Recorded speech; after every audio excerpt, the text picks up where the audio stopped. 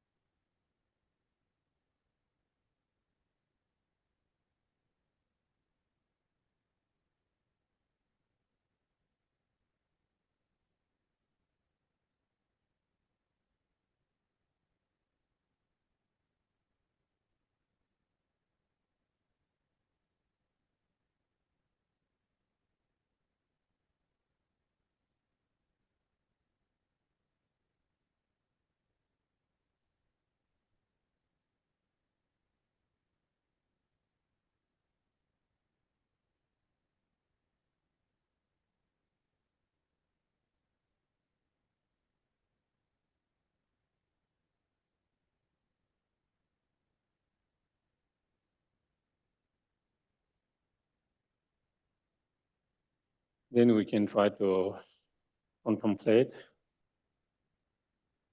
Life is short and too precious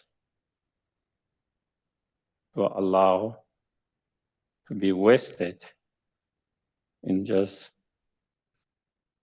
worldly things, not so meaningful things.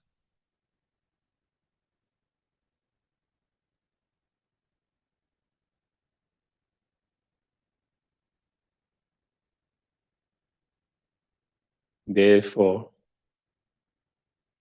whatever remaining lifespan I might have, I'm going to use it in more meaningful, beneficial way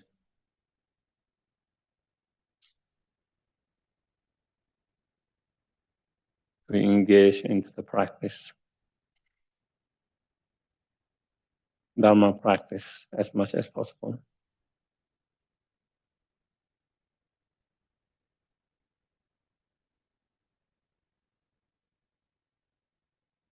It is only the Dharma practice that could help us now, at the time of death, after death, nothing else.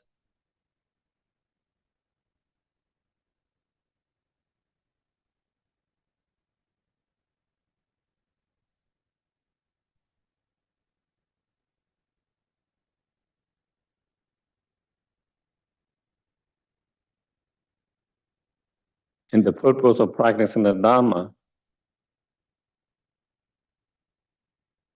is to liberate oneself and all sentient beings from all the suffering and cause of sufferings, the delusions and the karma,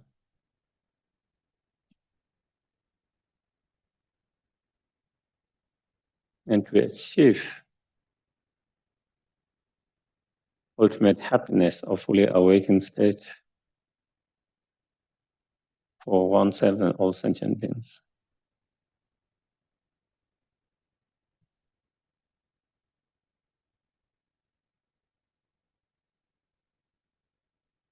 In order to achieve that fully awakened state, you need to practice the Dharma, to practice, need to be reminded of the practice and continue to learn about Dharma.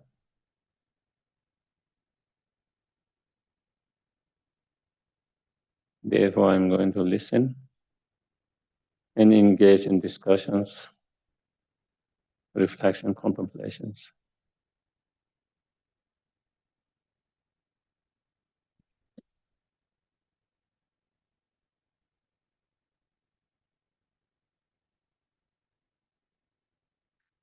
Okay.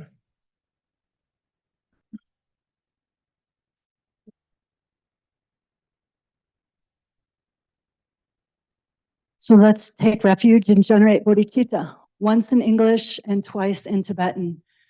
I go for refuge until I'm enlightened to the Buddha, the Dharma, and the Supreme Assembly.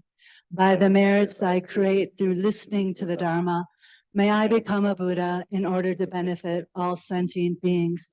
Sangye chodan soki chonam la jonchu ardu dagni kapsu chi dagi chonen gepe sonamgi jola penshir sangye drupar sho sangye chodan soki chonam la jonchu bardu dagni kapsu chi dagi chonen gepe sonangi drola penchir sange drupar sho. Anje doje nye sone, tawa tumje pangbe je, dambe chunye tunje be, godam de la cha tsa lo.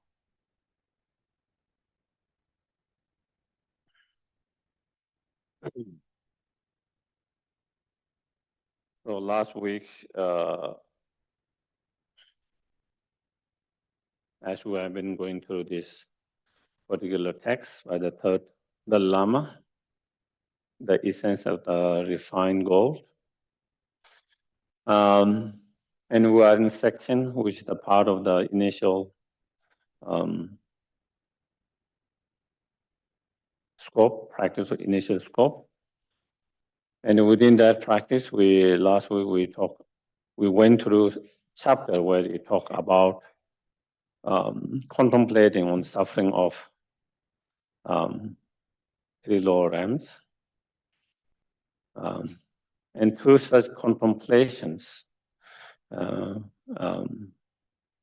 we try to develop the awareness of that. And once we have that awareness, by understanding, if you are born in one of those states, not only the suffering is intense, but also the opportunity to practice the path become very limited.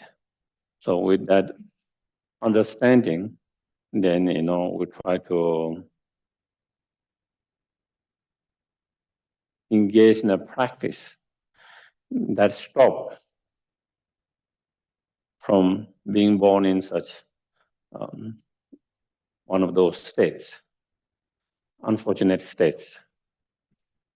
And so here, then that comes to the next practice. And that practice that can protect us from taking a rebirth in one of those unfortunate states is by going the refuge to the Buddha Dhamma Sangha. So that is where next sections comes next. Here, taking refuge. What are the methods to cut off the path to the lower rebirth? And so then that there are three here. These are awareness of danger of the suffering of lower rebirth, as explained above, as we went last week. So being aware of danger of those sufferings. Recognitions of that the Buddha, Dharma, and Sangha have power to protect you from such rebirth. So having the recognition, understanding, and the trust in Buddha, Dharma, Sangha. And next, generate awareness of danger. So trying to generate that awareness of the danger of the suffering of three lower rebirth or unfortunate state by means of meditation. How can you develop such awareness? That awareness comes through meditation, contemplations. Again, we as we have been discussing, and as I've been reminded, that awareness doesn't just come just by reading or just by intellectually understanding. That awareness has to be something experiential. And that comes through contemplation and meditation over the subject again and again over the period of times by the means of meditation. And then once you have that awareness, and if you don't want to be in such unfortunate state, then take refuge in three jewels from the depth of your heart. And so then going to the refuge, to the Buddha Dhamma Sangha, not just reciting the words, but it's coming from your heart, from the depth of your heart, with real feelings. So then, how do the three jewels have the power to protect you from the terror of lower realms? And the Buddha jewel is free from all the fear himself. So one, the Buddha is free from all the fears or from all the sufferings and the cause of suffering, all the obscuration self. And then Buddha, being the omniscient, is the master of a way that protects from every fear. And so he knows exactly all the means, all the method, the way to help us to protect from such fear, all the suffering and cause of suffering.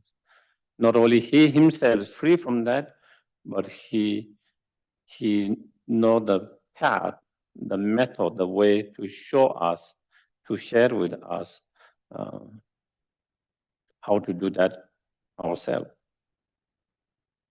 As he abides in a great compassion, that is the all sentient beings' equanimity, and enlightened beings, the Buddha is someone who has unbiased compassions. Unbiased, undiscriminated compassion, equal to each and every sentient beings. Whether you believe in him or you don't believe in him. Whether you criticize him or whether you praise him. For the enlightened being, their compassion is equal. So, unbiased. And he abides in a great, and he is worthy object of refuge for those who benefit him and those who do not. So, from his side, from the Buddha's side, his compassion and his help, support is always there. Whether you try to make offering to him, praise him, or whether you criticize him and try to hurt and harm him, that doesn't change his compassion and his help. Such is the fully enlightened Buddha or enlightened. And therefore, that being the case, such beings, such enlightened beings, is really worthy of refuge. Unlike we ordinary beings, if someone is nice to you, you can feel compassion for them. You can support them. When someone is nasty to you, harm to you, you cannot feel compassion for them. You don't want to help them. Being very biased. But fully enlightened beings is not such. Therefore, that's why such enlightened being is unmistaken and worthy object of refuge.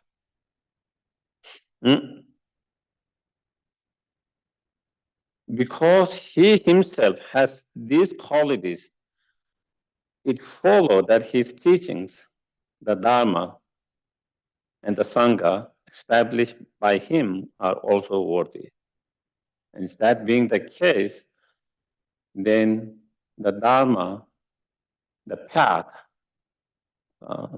that is shown by the Buddha, how to achieve that fully enlightened state ourselves, how to achieve that awakened state ourselves, and as well as those who engage in the practice to cultivate those Dharma within their heart, the Sangha, they are also the unmistaken and worthy refuge, object of refuge.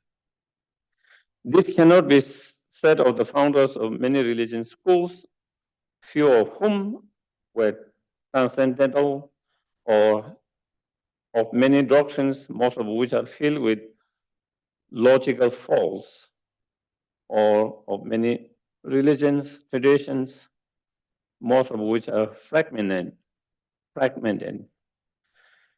Because the Buddha, Dharma, Sangha possess those sublime qualities, they indeed are worthy. How do we take refuge in the three jewels? So of course, to be honest, every spiritual path, feel their founders, or that is the unique in that. And but also, if you again, it's not what it says, but you have to use your reason and logic, whether it makes sense or not. In the end, we individually, we make the decisions. What it says makes sense or not, whether it is accurate or not, or whether it has, So then next, so if the Buddha Dharma Sangha is the unmistaken, worthy object of refuge, then how do we go refuge to the Buddha Dharma Sangha? So how do we take refuge in the three jewels? And here it says, chant 3 times, I take refuge in the perfect Buddha. So again, Buddha is any beings, any beings who is free from all the obscurations, and someone who have actualized all the positive qualities. That is what it's called. It doesn't have to be the historical, the Buddha Shakyamuni. Anyone, any beings who is free from all the obscurations, and someone who have cultivated or developed all the inner positive qualities, such is the Buddha. So Buddha could come in many different forms and different aspects. Sometimes Buddha could come even as a preacher of different spiritual paths. someone Buddha can come as a follower of different spiritual paths. So we never know unless you can read someone's mind very clearly. We never know whether someone's a Buddha or not. Just as we don't know who is a bodhisattva or not. It is not something external, it is something internal.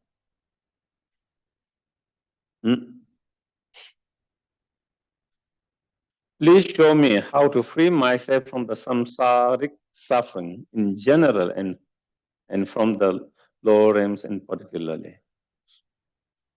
So Buddha himself has freed himself from all those suffering, the cause of suffering. And he has the direct experience and the skillful means. So then he's saying, show me how to do that, requesting for that.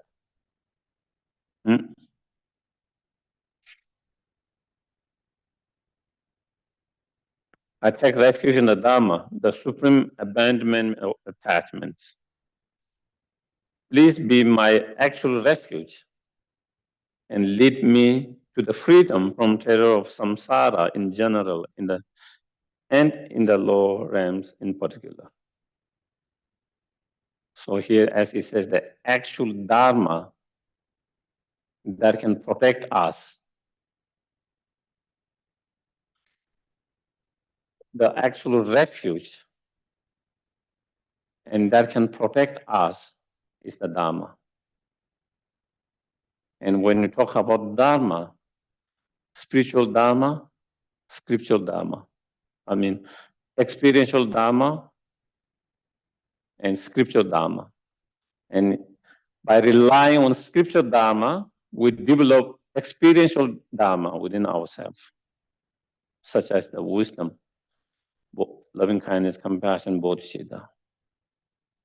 And that spiritual Dharma that you have cultivated, developed, is the actual protection, is the actual refuge. But to develop that experience, we first rely on scriptural Dharma that show how to do that. I take refuge in the Supreme Sangha, the spiritual community. Please protect me from the miseries of the samsara and especially from the lower realms.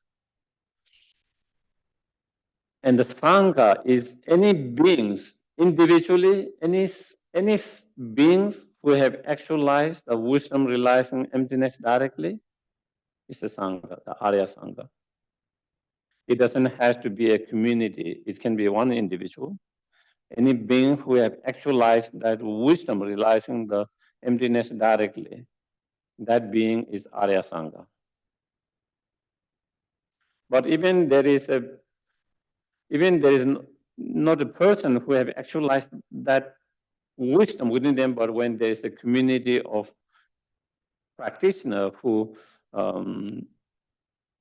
especially ordained and non-ordained practitioners, a group of that or community of that who inspired to actualize that Dharma, then that is also the Sangha. But the actual Sangha is those who have cultivated that wisdom. Okay.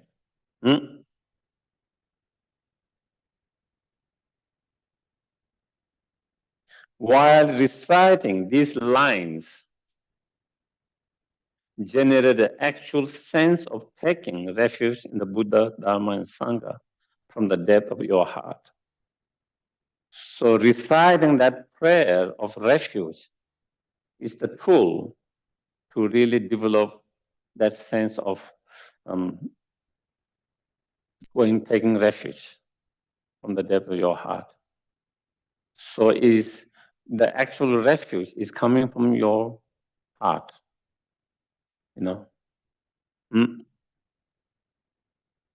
As it mentions, and as it mentioned in many others, we see the Buddha like the doctor who can diagnose and prescribe the right treatments. We see the Dharma as the actual cure, actual medicine, the actual cure. we see the Sangha as the assistants that help us to take the medicines at right time, right dose, and all those things. So that is when you go to the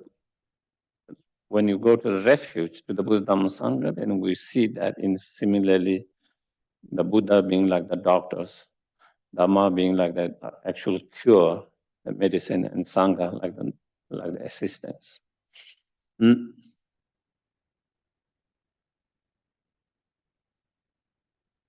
In Buddha, okay, yeah.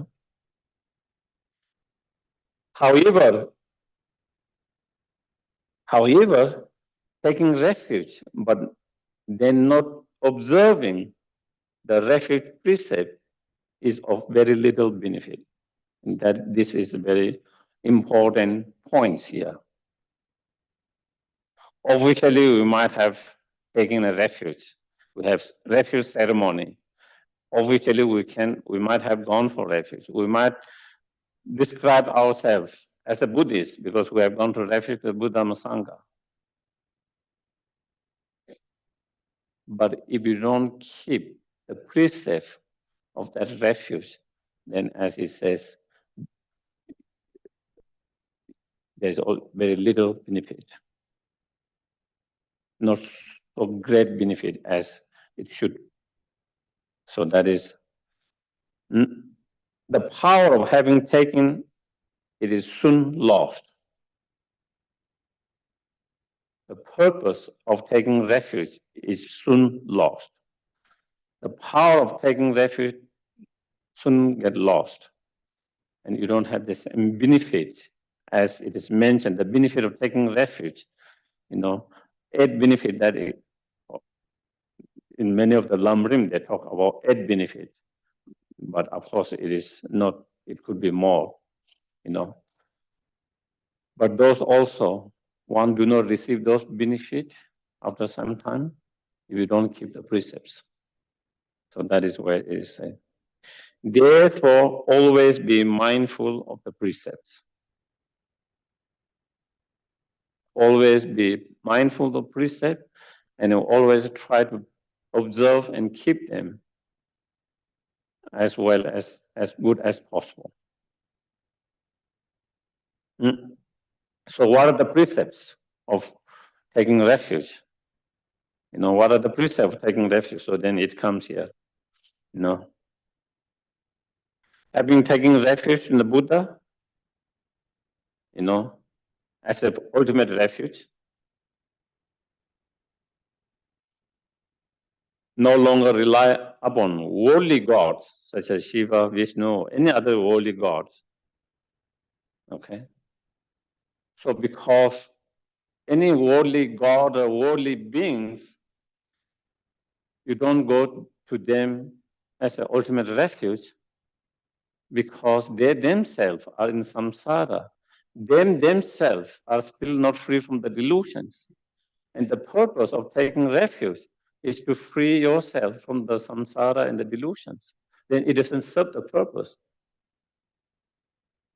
We go refuge to help us to free from the samsara and the cause of samsara, the karma and the delusions.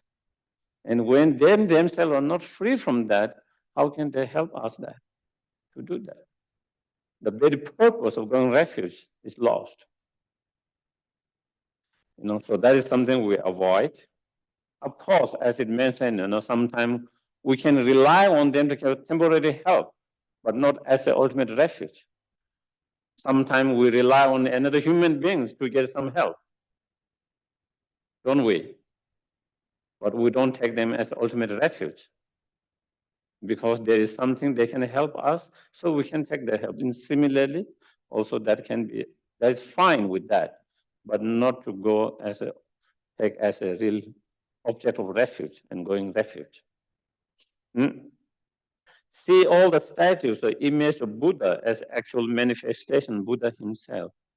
And so every image that we see the image of the Buddha, whether it's statues, whether it's a painting, whether it's a photo, whatever, try to not just see as just like another art, another ordinary objects, but try to see they are actually manifestation of the actual Buddha.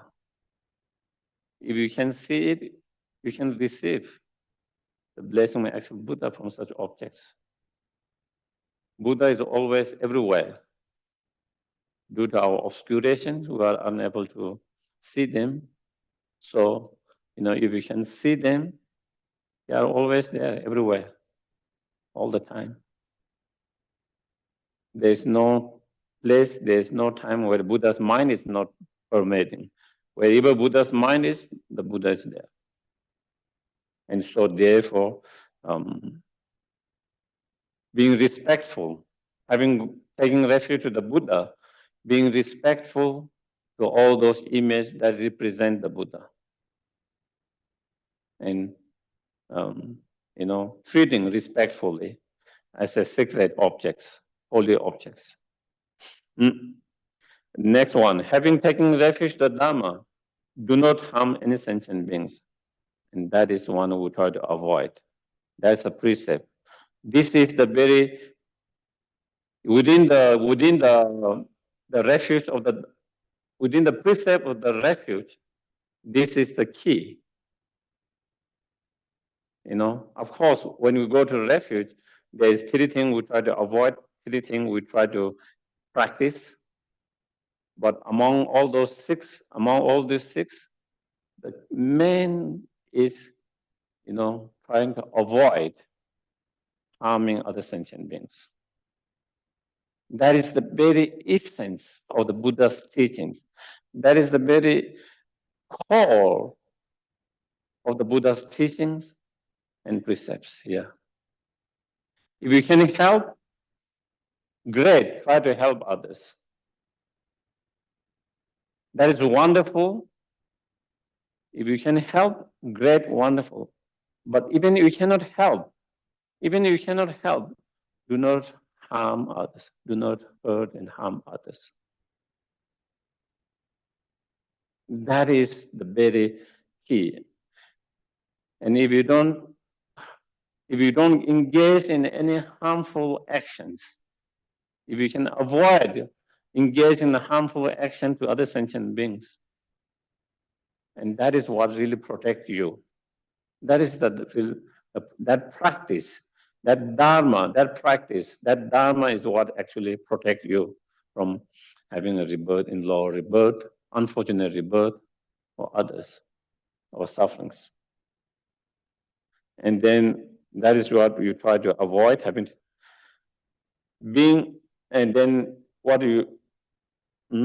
being disrespect to holy scriptures and showing respect to the dharmas, any scripts, any books,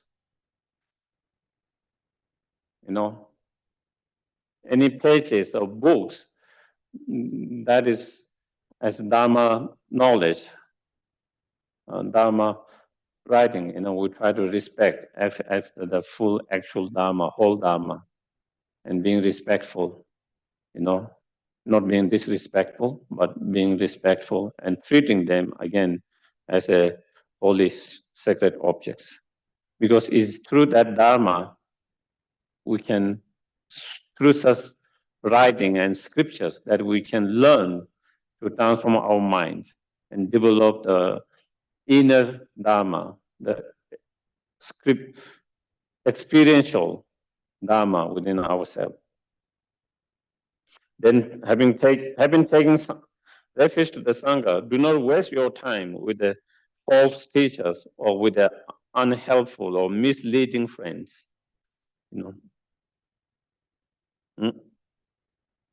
Because if you do that, then you can be misguided. And then, you can be influenced negatively instead of being influenced positively. Because again, as ordinary beings, and especially still being on the very beginner path, we can be very much influenced by the environment. Because our mind is not so strong. We haven't reached a point where we have very strong that we don't get influenced by the environment, because we can be easily influenced by the environment, and so therefore, trying to have right environment is important, and try to avoid the negative environment. And do not disrespect saffron or maroon clothes. And so anything that represents Sangha, Orden, then try to respect them, as again, being respectful to all the Sanghas. And not only all the Sangha, even as a robe that represents the Sangha, being very respectful. It is, of course, we might not be able to do it but like the Katamba master, the Domdemba, he was the main disciple of Adisha in Tibet. He was the main disciple.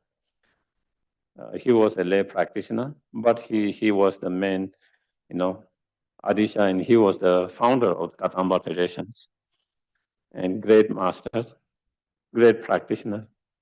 And it mentioned, like every time he see any saffron cloth, even small, he will try to pick them up, put in he will hold very highly, because for him it represents the Sangha, and so similarly here is saying. And also understand that all the temporary and ultimate happiness is the result of kindness of three jewels. Offer your food and drink to them every meal, and every time we try to eat, drink, try to remember the Buddha Dhamma Sangha in your mind. You try to make offering, whether you recite the offering verse or not. Of course, there are many different offering verses. You can recite any of them or you don't say it in your heart, in your mind. You first make offering to them, and then enjoy it as a blessing. And again, it is a part of training. Instead of just following your attachment, just glubbing, just eating or drinking because I like to eat and drink. But before you do that,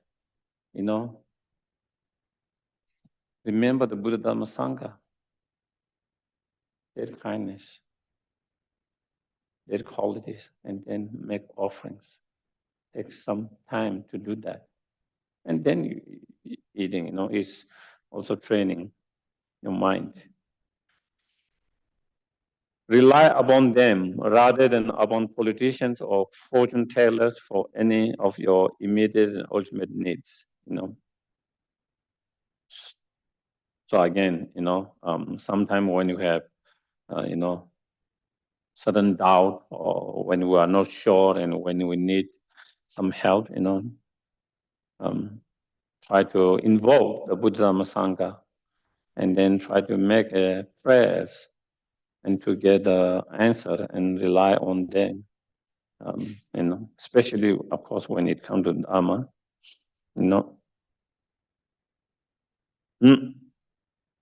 According to your spiritual capacity, show others the significance of refuge in the three jewels, and do not ever forsake your own refuge, not even in the jest or to save your own life. So basically, once you have taken those refuge, then trying to hold the Buddha Dhamma Sangha in your heart all the time, and not giving up. With the awareness of the need to avoid wasting time on mere words, recite the following refuge formula 3 times each day and 3 times each night. Namo Buddhaya, Namo Dhammaya, Namo Sanghaya. Namo Dhammaya, Namo Sanghaya. Namo Guruvaya, Namo Buddhaya, Namo Dhammaya, Namo Sanghaya. So, of course, this is saying, I go refuge to the Guru, I go refuge to the Buddha, I go refuge to the Dhamma, I go refuge to the Sangha. This in Sanskrit, you can recite in that Sanskrit, or you can recite in English or Tibetan, that doesn't matter as long as you understand and feel that. But as it's mentioned, while you recite that, it's not just recite a mere word, feeling that. feeling that is the key,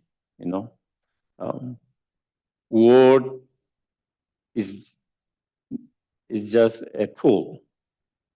It's just a tool to feel it, and to feel the refuge, to feel the,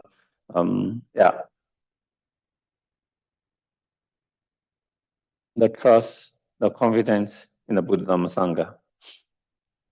While doing so, maintain awareness of unsurprisable qualities of three jewels and of their individual uniqueness and commitments.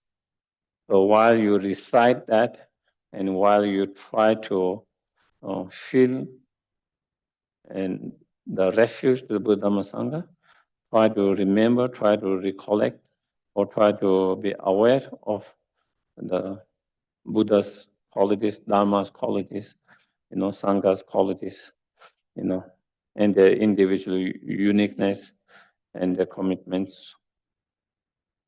So that is how we can protect ourselves. That is how we can protect ourselves from having rebirth in one of those unfortunate states, by going to refuge Dharma, and then not only going refuge in Dharma, by keeping the precepts. By keeping the precept of having gone to Buddha Dhamma Sangha. And as we mentioned, within the precept, key is the precept having gone refuge to Dharma, not harming others, not engaging in the action that harms others. That is the key things. That's the key ones, And if we don't engage in the actions that harms others, then we already stop so much of negative karma. We have already stopped creating so much negative karma. If you don't create negative karma, there's no cause and conditions to have an unfortunate rebirth. So that is how it protects. Then next, is we might be protected from low rebirth, but how can we have higher rebirths? And so that is where the next one comes. The law of karma and its result. So it now comes to the chapter on the karma. One may wonder, granted, taking refuge in the three jewels, and then, not only taking refuge in three jewels, but keeping the precepts, as it mentioned before, can protect me from the misery of low rebirth, but how can I create causes that bring about high rebirth? What are the causes that to have a high rebirth? And then for this, one must consider the four aspects of the karmic law. So then here, the author talk about come to the karma, explanation of the karma, karmic law. And so there are four aspects or characteristics of the karma. And karma is just a natural law of cause and effect. Just like there's a law of gravity, there's a natural law of cause and effect. There's many just like that. So positive and negative deeds plant seeds that will bear respective fruit. What does that mean? Goodness produce future happiness, and unwholesome deeds produce future suffering. Why positive deeds do not produce suffering? Why unwholesome deeds do not produce happiness? Why does it have to why does unwholesome action have to produce negative, sufferings? and why wholesome actions had to produce something pleasant, happiness, because it's the law of cause and effect. Similar, every cause brings similar result.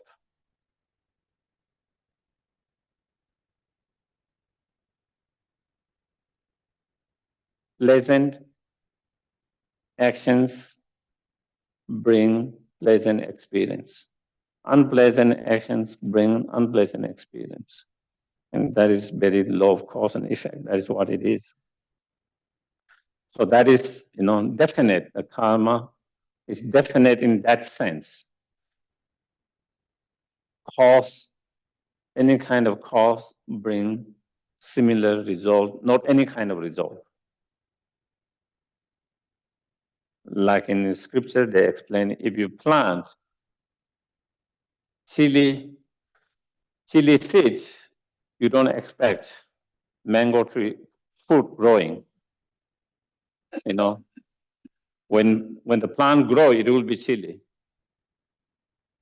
And if you plant a mango tree, when it grows, the fruit will be mango, not a chili. Why is that? Why can't you plant a seed of mango and when it grows, why it becomes chili? You plant a chili and then when it grows, why can't it become mango trees? It's the similar seed. Whatever it has potential, it brings similar results.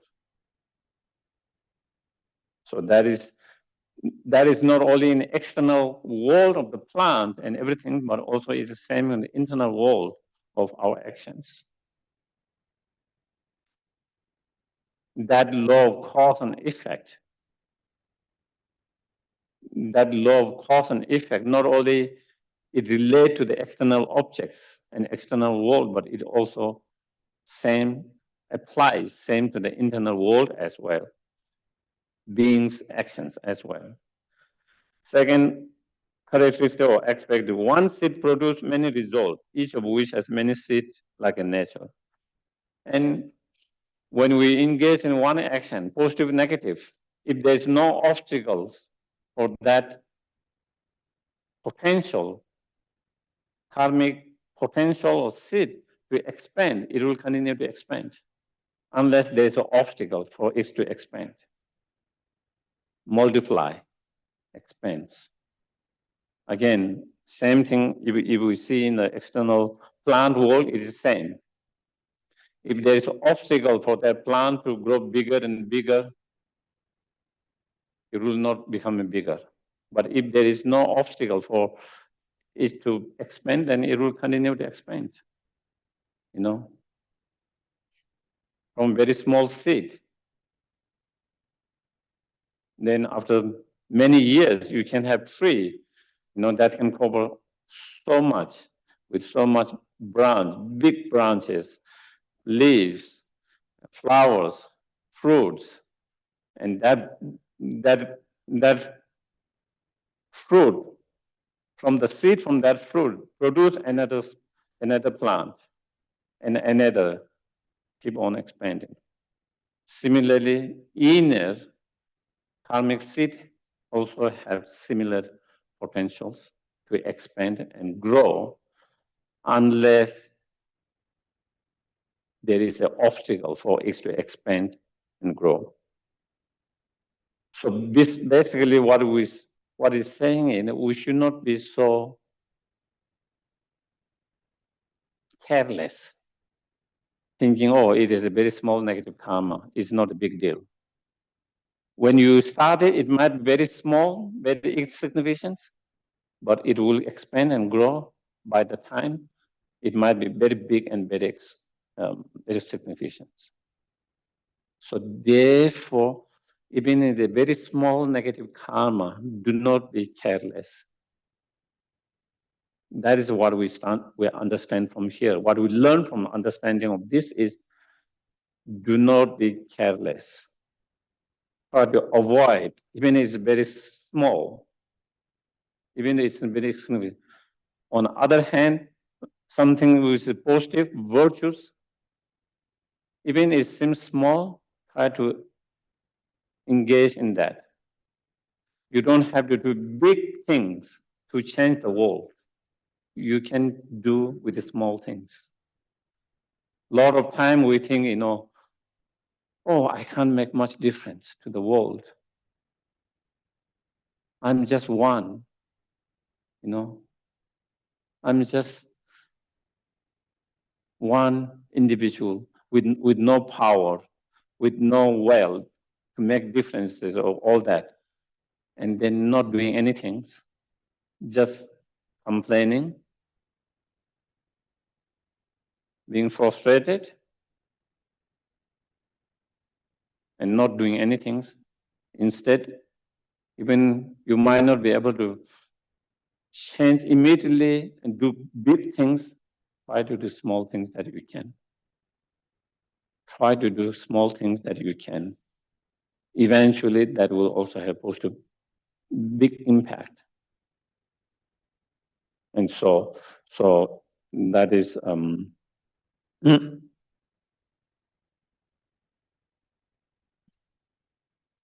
deed not done produce no result. So if the seed is not planted, there wouldn't be any plant. Whether you plant it or maybe wind carry it or bird drop it, what is something? If there's nothing that happening, there wouldn't be any plant growing. Same way, we will not experience, sentient beings will not experience any experience, positive, negative, if they have not created the cause. If they have not created the cause, they will not experience it. So what we learn from here is whatever unpleasant feeling we are experiencing, pain, sufferings, we must have created some similar cause in the past. That's why we are experiencing that. It doesn't come without any cause, suddenly, randomly, We must have created similar actions or karma. We must have done something in the past, even though we cannot recollect, remember now, that for us to go through that experience now. So taking the responsibility on ourselves, whatever we are experiencing, unpleasant, painful sufferings, taking the responsibility ourselves instead of always blaming and pointing the finger to somewhere else all the time.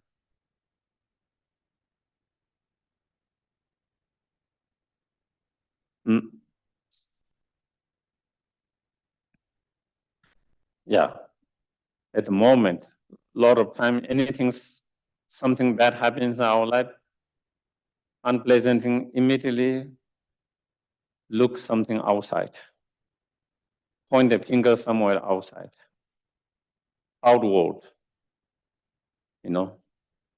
blame someone, something, instead of looking inside and taking the responsibility, even though some others' condition might have contributed for that, but because of karmic potential there, and with that external condition coming together, then that we experience that.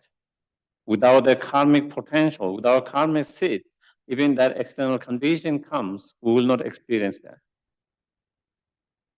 We will not experience that.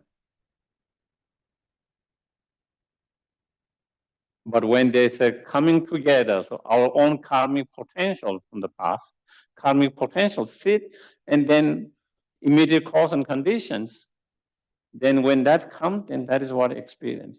And so therefore, taking the responsibility in that sense, and not totally blaming others or outside.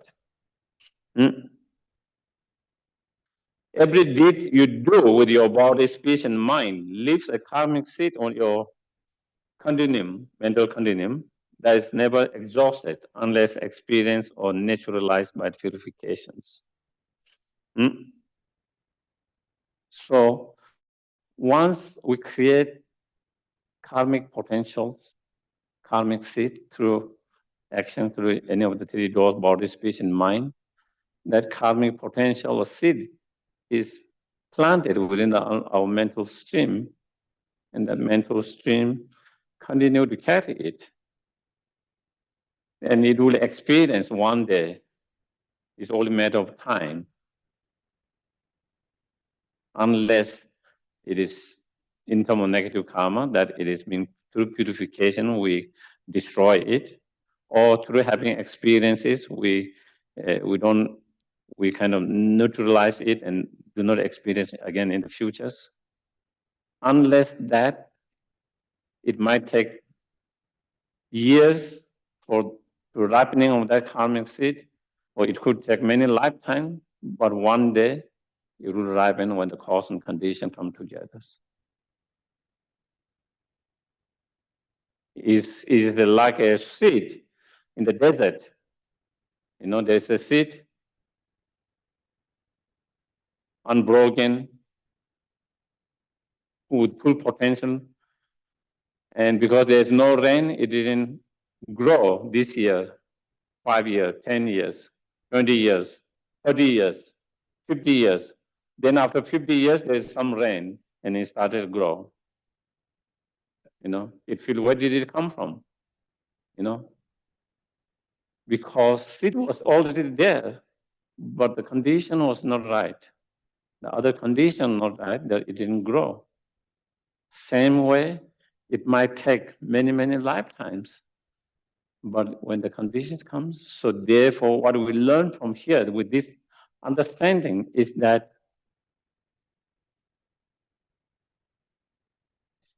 every action has consequences. Just because you don't experience the consequences immediately, don't think there is no consequences. Whether it's our positive actions or negative, if it's a positive action, if you don't see the positive result immediately, don't be discouraged. Don't be discouraged saying, oh, my good work has been wasted. Do you get it? I put so much effort with the right intention. I did so much and I don't see any result. It's all wasted. Don't regret that. Don't feel bad about that. You know, even if you don't see immediate result now of such positive actions, the result will manifest in the futures. It's not wasted. When you come to negative karma, do not think, oh, since I didn't have consequences now, so there will be no consequences of that. Even we might not have consequences now of such negative actions, there will be consequences that in the futures. So don't be, as we learn, not to be careless, and think that just because we don't see the result immediately, doesn't mean there is no result. And that is the same with, natural, external law of cause and effects.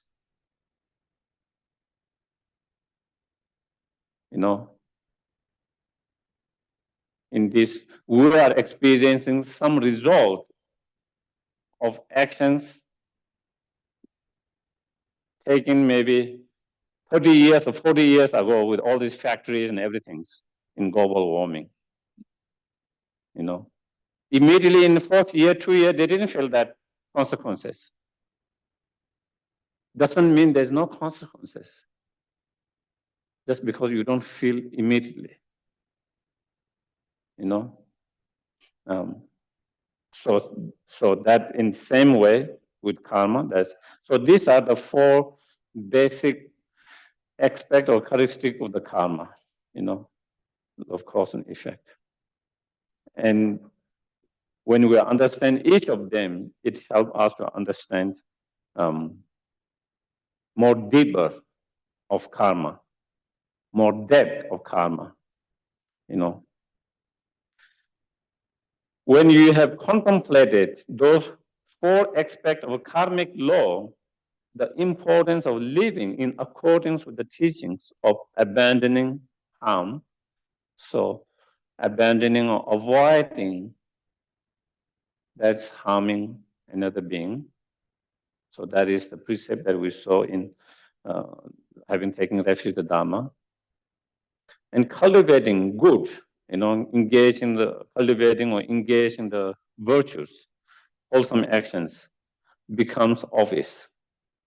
So it is saying when we contemplate on the karma, when we meditate on karma, through contemplation and meditation karma, when you are convinced, when you have total convince in the karma, when you have awareness and total convince in the karma, naturally we will try to avoid engaging in any harmful actions. We will try to engage in the positive virtuous actions. Someone doesn't have to force you to do that. Someone doesn't have to push you to do that. When you have that, we will do naturally. But at the moment, it doesn't come so easily and naturally because our convince in karma is shaky.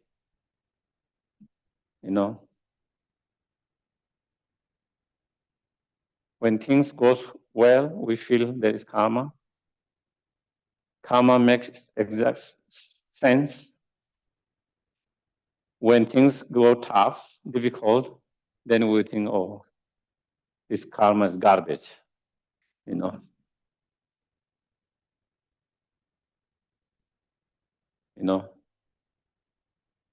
Is then our mind becomes shaky. Our mind becomes shaky. Then we start thinking, how can that be karma? Is his fault, that false. How can be that karma? Absolutely is an excuse. Is all this, that shows we don't have strong convictions in the karma. And so in order to have strong convictions, karma, we have to do more meditation, contemplations on those matters, Mm. Mm.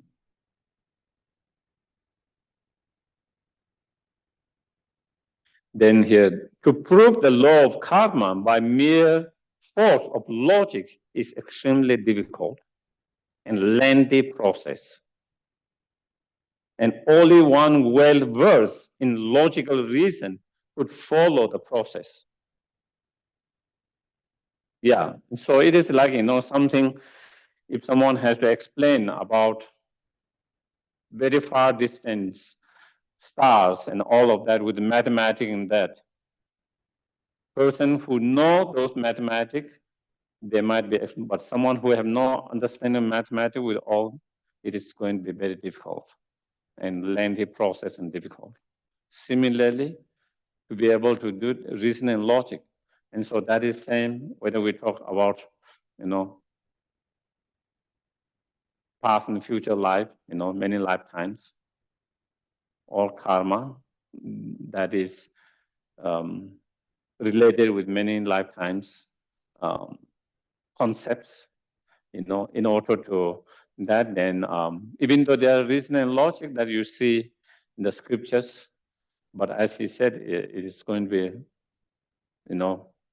long and lengthy, and sometimes, again, if you don't know if you have not studied the reason, how the reason and logic works, again, sometimes it becomes more difficult to understand it fully, even when reason and logic is used. And without understanding of many lifetimes, And to explain karma in one lifespan is very narrow. Very narrow. How we explain someone, because we see that in this world, as some person whole their life very loving, kind, caring, very virtuous, and they keep on experiencing so much obstacles, one after another, almost never ending obstacles. Then we have some individuals who are very cruel, mean, negative in their life. Almost their life, they were always harming, taking advantage of others, hurting others, exploiting others, all of that. But things seems to go so well in their life. They have less obstacles than others. If you don't take from karmic point of view, if you just try to explain karmic from just this lifetime, how does that happen?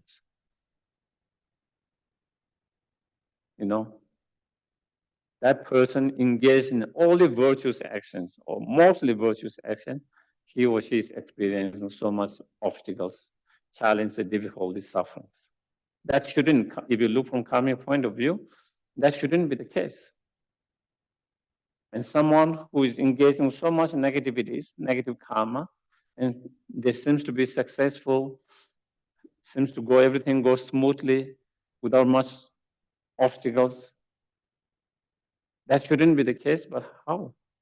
If we don't explain from the past karma, from the previous karma, from the past life, then no, you cannot explain from karmic point of view in such situations. Not only that, from karmic point of view, we talk about every action has consequences.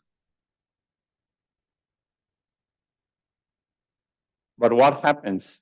Someone, die, and just before they die, either they do really good thing or really bad things. What is the consequences of that? That actions. They didn't experience consequences of that in this life because they died right after that actions, whether it's something very positive or something negative. So if that's the case, then that means not every action has consequences. Not every action has the result that you need to experience because that person didn't experience consequences result of that actions. So therefore, your understanding of karma become very, very limited and very narrow. And it doesn't answer many of the cautions we have if we don't take consideration many lifetime regarding the karma and many other subjects as well.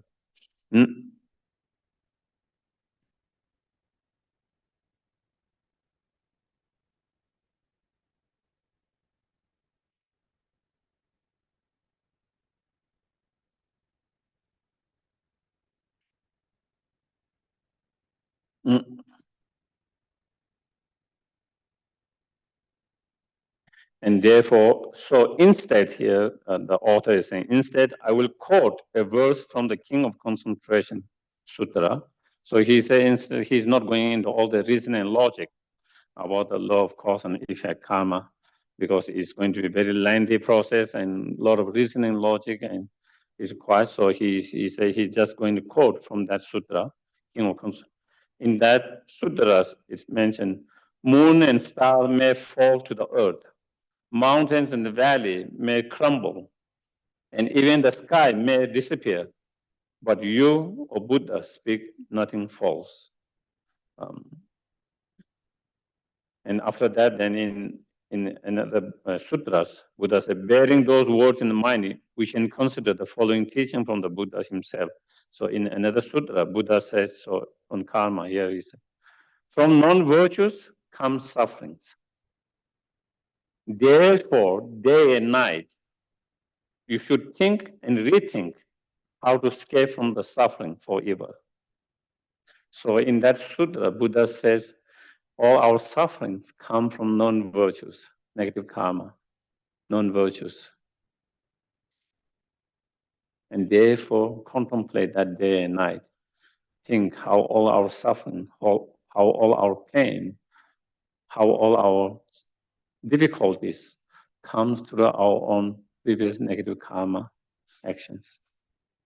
And if you don't want those sufferings anymore, then you avoid creating the cause that leads to such sufferings. Therefore, you avoid creating more negative karma. If you do not want sufferings, since suffering is a result of negative karma, and if you don't want suffering, stop creating more negative karma.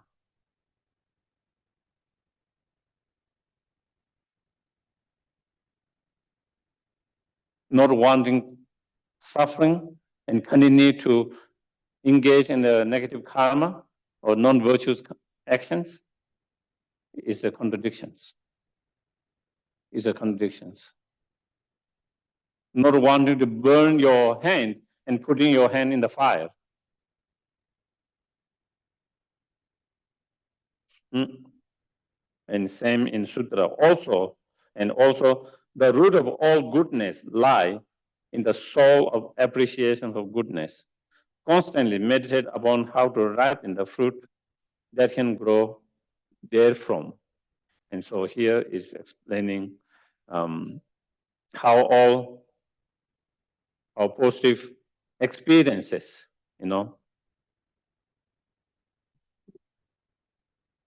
pleasant experiences, positive experiences, they all come through our positive virtuous actions, And if you want to have a happiness, joy, success, prosperity, create a cause of that. Create a cause of that. And that means engage in the virtuous actions, positive virtuous actions, wholesome actions, So again, through understanding law of cause and effect, what we understand is creating the right cause and conditions is the key.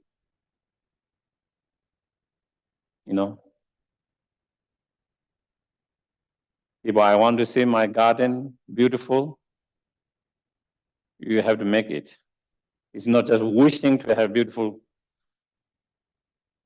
It's not, you always, every day you wish, I want to have a beautiful garden, all this kind of flower, all this. It's not going to show up. You can aspire, you can wish day and night for years, 1,000 years, still it's not going to. First, you have the wish, and then given by that wish, then you create a cause and condition. You need to walk in your garden how you want, and then it comes. You have created the cause and conditions. So that is. So I will take some questions.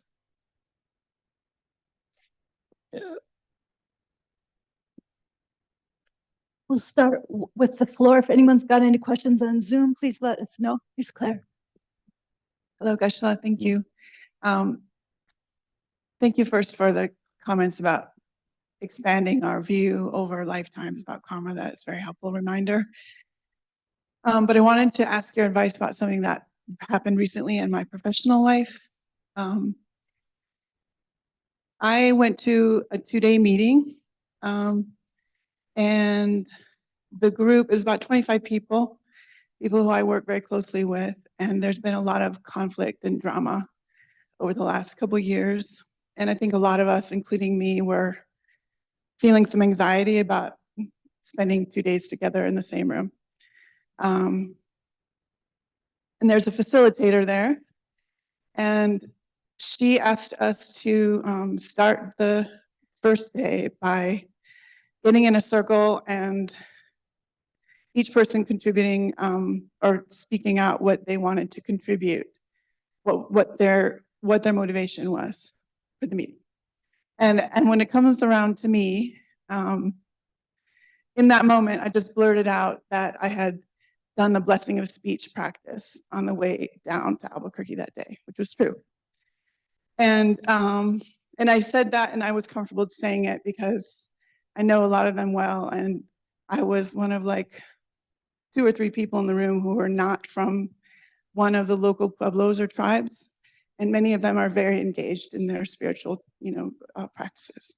So I didn't feel like that was going to be so different. And then later that day at lunch, several of those people came up to me and said, "What is that blessing of speech about?" And I kind of briefly explained. And then later, when the day ended, the facilitator came and said, "Would you do the blessing tomorrow morning?" Uh-huh.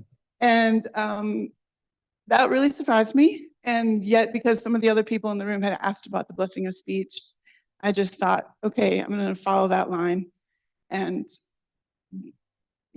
grant their request for more information.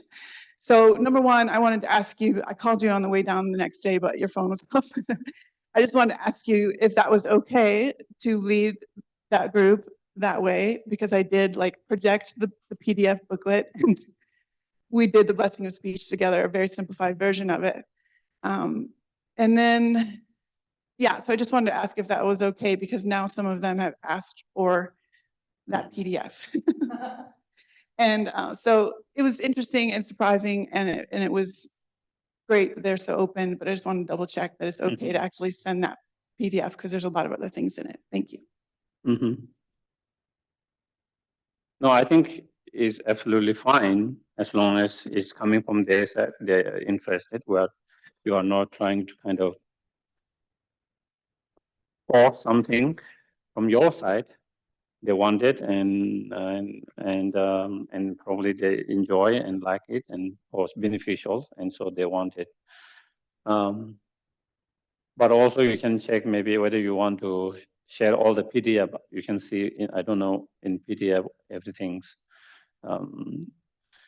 whether that can contradict their own spiritual path.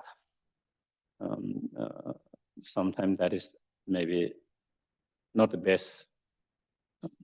I see Sonam Dalai Lama shared one time, he has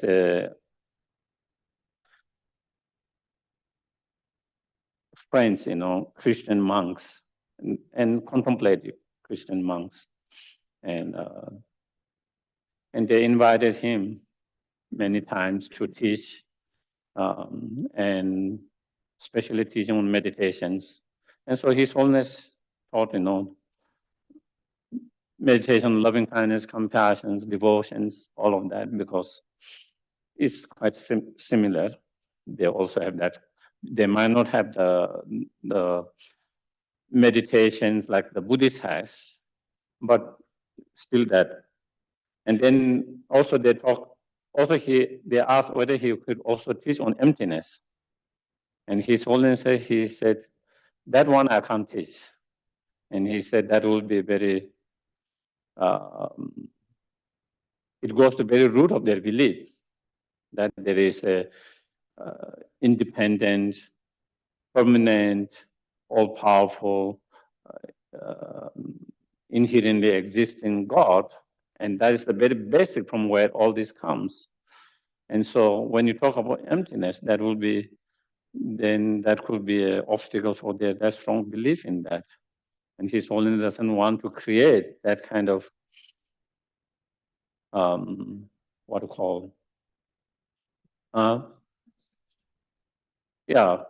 contradictions or conflict, maybe conflict in their mind.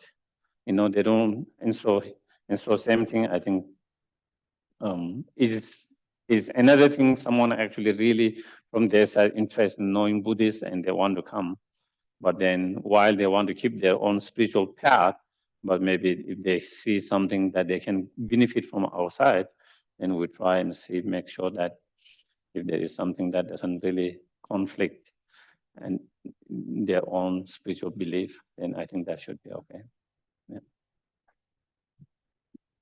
Yeah. If we have there's one on Zoom. Okay, nothing on Zoom. Here's Chosa. Thank you, Geshe-la. going back to the lower realms. I think I've been there a lot, so I'm going back again. Sometimes I have a foggy place, and I hear other people also going, the hot hell, the cold hell. It's not a place. It's a state of mind, isn't it? That our mind. I mean, I think I've experienced many different types of hell right here on earth, right here in this body, because of my state of mind, my inability to be skillful and forgive and not get hooked into someone else's nastiness or cultural following, all of that. Mhm. But can you talk a little more and help me understand this outer and the inner and the mind? Thank you. Yes.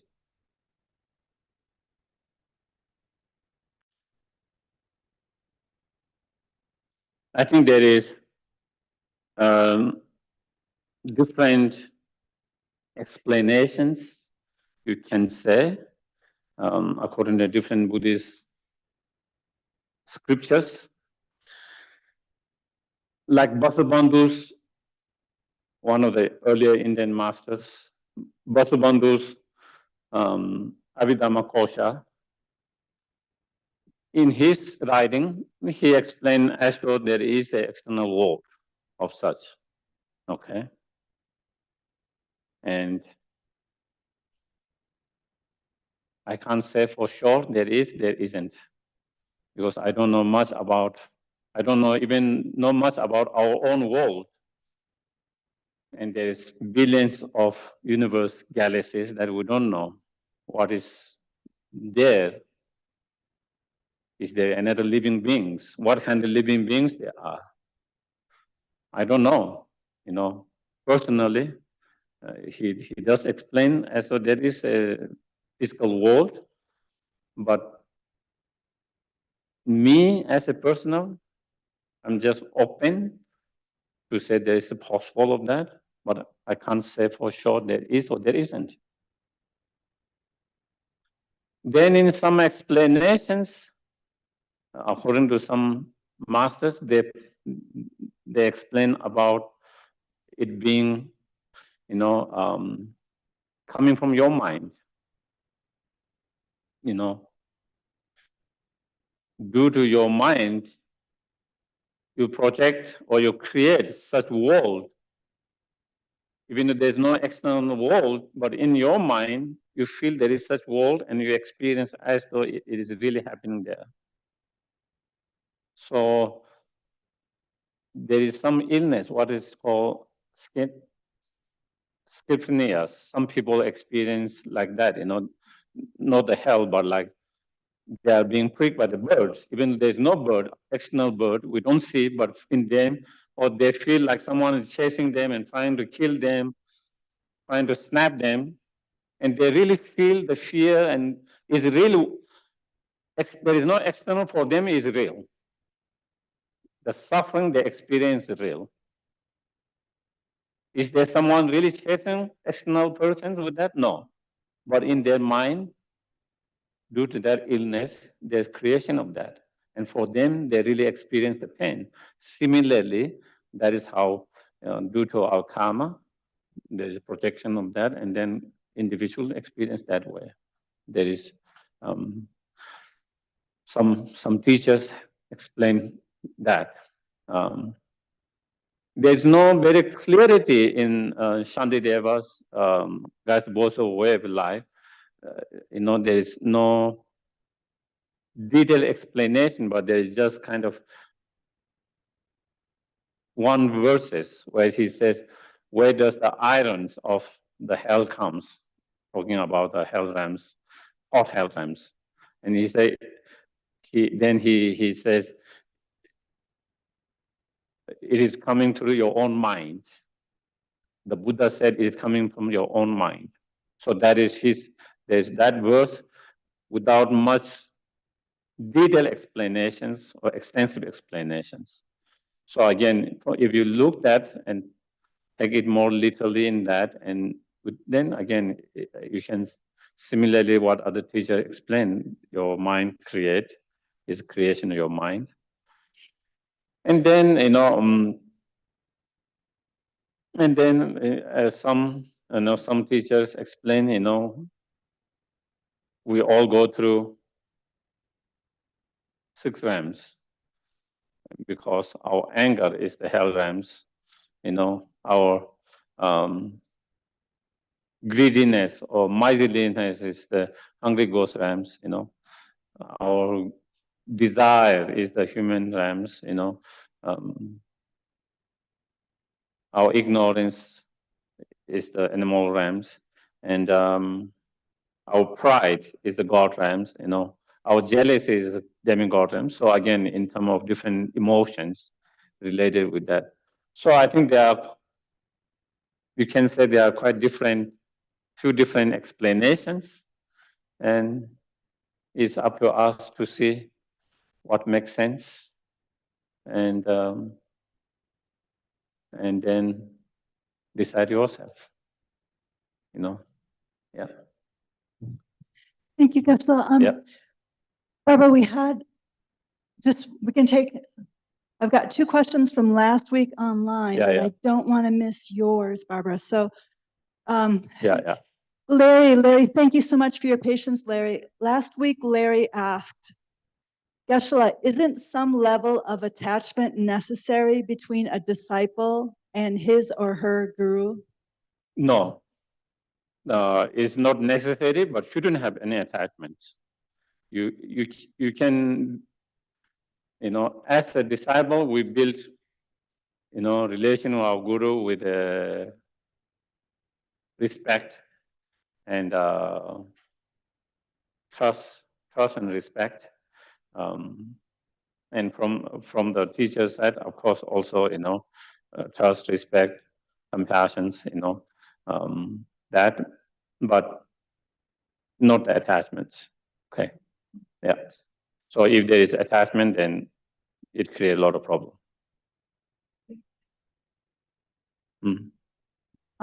Larry, I hope that helped. Okay, thank you. And then Michael kind of tapped into some of the conversation that we had after class yesterday regarding pets. So Michael asked, just wanted to make sure, Geshe, were you suggesting that we do not keep pets? So this is a big one. It is not. No, I'm not suggesting we shouldn't have a pet. First of all, when I talk about the suffering of the animals, and I spoke more on the pets' sufferings, because the suffering of the wild animal in nature we see more clearly.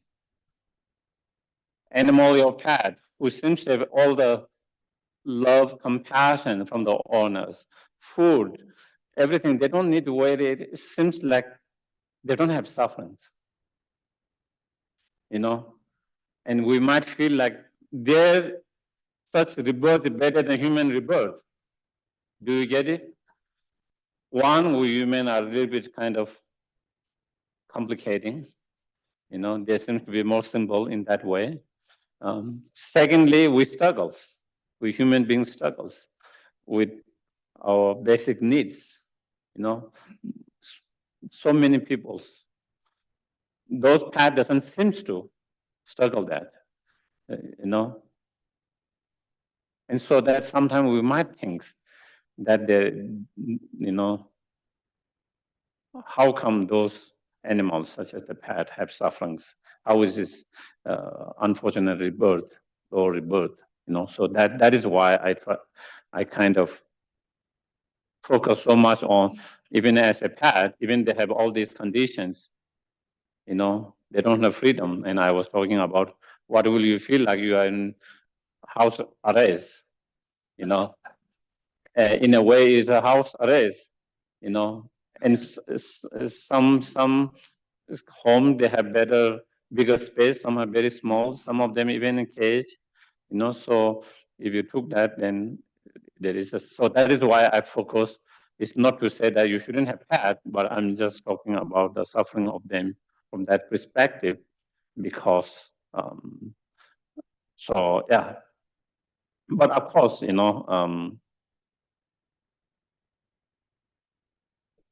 we do contribute. Just like, even though we do not kill by eating meat, we do contribute towards, indirectly towards the killing of animals. Because of the path, we do contribute for breeding of all different animals nowadays. People breed because they can sell it to make money. And not only breed it, they try to breed all different types, and sometimes that could have a very big problem to the animals, And those happen because there is a business. So in a way, it contributes a little bit indirectly. And then also for the pet, animals are killed to feed them. Also, just like human beings, they need to be fed with, and also those are meat that are killed from. So, but that is not to say you should, of course, many people, they try to protect from shelters, and and so so it's not saying that you shouldn't keep it or you shouldn't have a pet. Yeah. Thank you, Geshe. Michael, thumbs up? Yep, thumbs up. And then now our last question we'll take from Barbara. And we're welcoming Barbara back to Santa Fe. Geshe, thank you for your teaching this morning. My question is along the lines of Chosangs. And I think about Amitabha's Pure Land. And that's a place in the mind. Am I correct? I mean, there's not a Amitabha's Pure Land. Again, same answer. Same answer. If you read some of the sutras, or the Pure Land sutras, they describe as though there is actual external place, describe very clearly as though there is a place in external. But again, just like as I said, but also there are also some teachers and some others that who is not necessarily a place in the mind. If you become enlightenment, then this is Pure Land. If your mind is pure, then everything's become pure. When your mind is impure, then even someone is pure to you, you look, he or she is impure. It is your protection of your mind. If you have so much anger and hatred, even someone kind person to you, that you feel like that person is so angry person. Someone who has so much compassion, loveful compassion, even someone who is not so compassion for them, they might feel their compassion enough. So again, there is a lot of projections of our own mind. So similarly, also Pure Land could be that too, So yeah. So I cannot say for sure whether there is external just with the hell realms. I can't say there is an external Pure Land or not. There is two different descriptions you find within the teachings, and so whatever makes sense, we just follow that and keep our mind open for those which we are not so sure at the moment, but possible, not possible.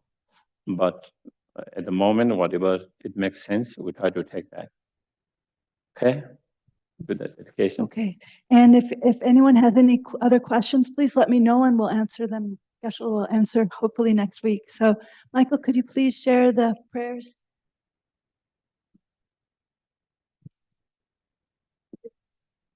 Yeah. And let's begin with Shantideva's prayer. Thank you.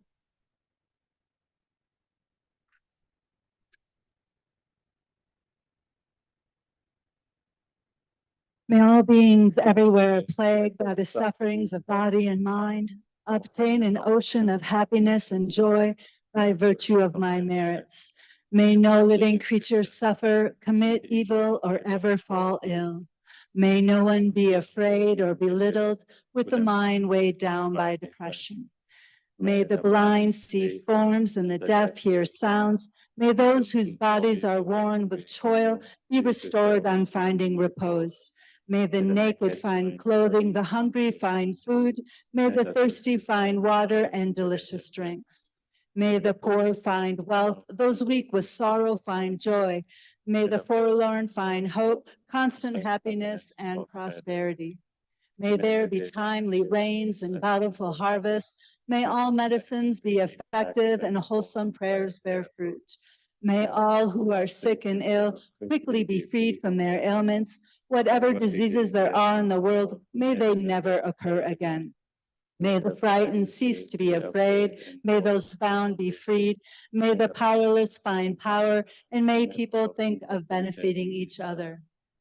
For as long as space remains, for as long as sentient beings remain, until then may I too remain to dispel the miseries of the world. And then the long life prayer for His Holiness.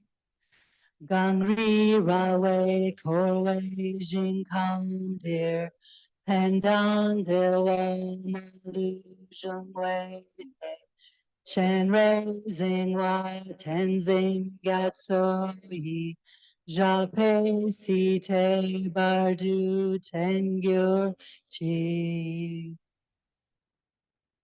Thank you. Thank you. Have a wonderful day. Thank you. We also pray for the long life of Geshe Sherab and our other teachers and all of us. Thank you, everyone.